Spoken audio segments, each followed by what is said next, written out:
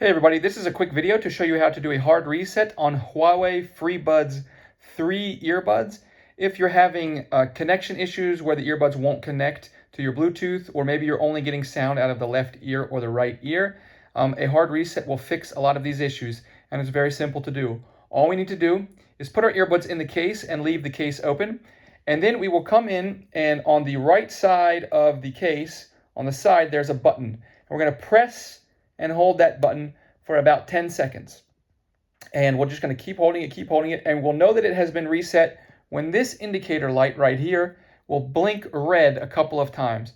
Once that light blinks red a couple of times, you can go ahead and close the case, open the case up, and take your earbuds out, and they will be like they're brand new. So you can then just repair them with whatever device you want to have them paired with, but they will have been disconnected and forgotten from any previous pairings.